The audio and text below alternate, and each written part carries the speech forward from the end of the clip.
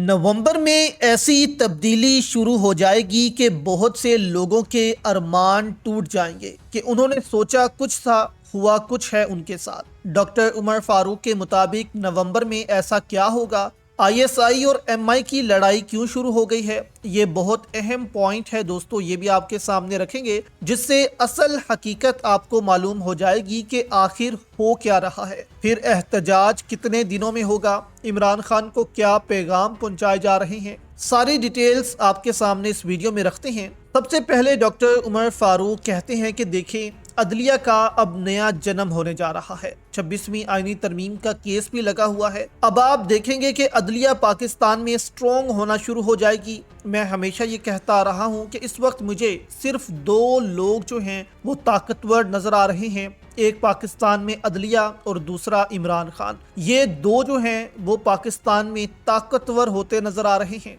फिर डॉक्टर उमर फारूक कहते हैं कि देखें, अब एहतजाज का वक्त आने वाला है। उन्होंने कहा कि 15 दिन के अंदर अंदर एक बड़ा प्रोटेस्ट जो है वो शुरू हो सकता है। यानी कि ये बात उन्होंने 2 से 3 दिन कबल की, तो पॉसिबिलिटीज बताई जा रही हैं 9-10 तारीख तक जो कि नवंबर की हैं। इसमें पीटीआई एक बड़ा प्रोटेस्ट शुरू कर देगी नवंबर में। और यहाँ पर दोस्तों ये बात भी आपके लिए जानना बहुत ज़्यादा ज़रूरी है कि डॉक्टर शहबाज गिल के मुताबिक आईएसआई और एमआई की आपस में लड़ाई जो है वो भी शुरू हो चुकी है। यानी कि आईएसआई जो है वो एमआई के कामों में मुदाखलत कर रही है, एमआई आईएसआई के कामों में मुदाखलत कर रही है और एक दूसरे के खिलाफ इन्होंने सफ जो है वो बांध ली है। और उनका इशारा जो है वो डक्की भाई के केस में एनसीसीआई के जो ऑफिसर्स हैं उनकी भी गिरफ्तारी बनी है कि उनको ऐसे ही नहीं बल्कि किसी मकसद के तहत गिरफ्तार किया गया है। बहुत ही बड़ी गेम जो है वो अंदर से डाली जा रही है। तो अगर समझने वाले समझें तो उनके लिए बहुत बड़ा इशारा है कि इस वक्त पाकिस्तान किस तरफ बढ़ रहा है।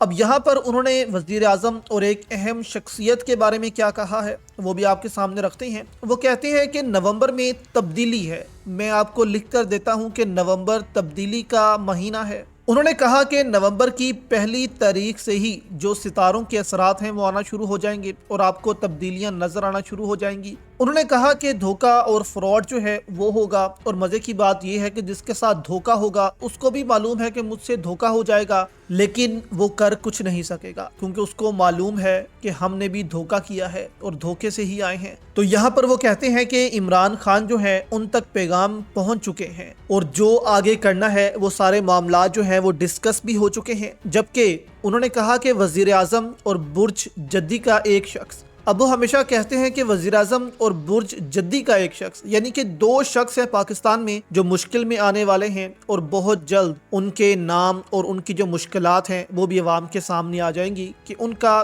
क्या हाल होता है।